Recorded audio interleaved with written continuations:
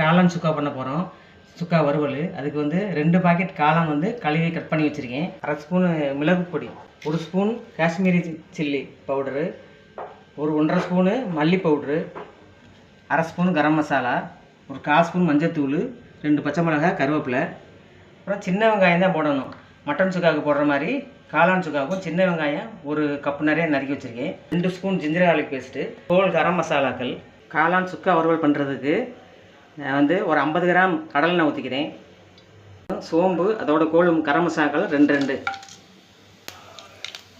பச்சை மிளகாய், கருவேப்பிலை, சின்ன வெங்காயம் போட்டிருக்கேன்.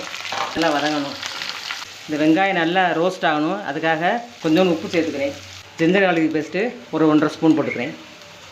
இது கொஞ்சம் பச்சை வாசனை போகணும். இஞ்சி பூண்டு பச்சை வாசனை போயிடுச்சு. இப்போ காளான் சேர்த்துக்கிறேன். காளான் நல்லா சுருங்கி வதங்கணும்.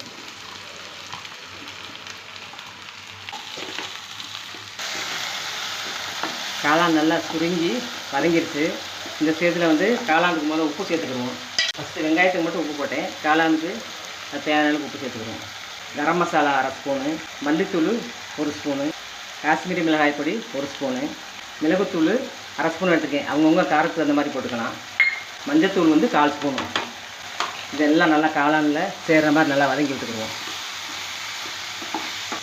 இப்போ காளானோட மசாலாலாம் சார்ந்துருச்சு. இப்போ கொஞ்சமாக தண்ணி ஊற்றி, அது மூழ்கிற அளவுக்கு தண்ணி ஊற்றி இது வேக வச்சுட்டா போதும். அவ்வளோதான், காளான் சுக்கா வறுவல் ரெடி ஆகிடும். ஒரு 2 நிமிஷம் மூடி வச்சு வேக விடுவோம். இப்போ ரொம்ப டேஸ்டியான காளான் சுக்கா ரெடி ஆயிடுச்சு. இது வந்து குழம்பு சாதம், தயிர் சாதம், ரசம் சாதம் எது கூடயும் சாப்பிட்றதுக்கு ரொம்ப சூப்பராக கலக்கலாக இருக்கும்.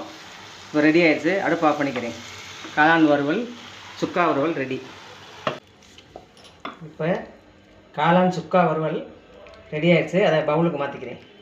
இது வந்து மட்டன் சுக்காவே தோற்று போகும். அந்த அளவுக்கு ரொம்ப டேஸ்டியாக இருக்கும். இப்போ சுவையான காளான் சுக்கா வறுவல் ரெடி ஆகிடுச்சு.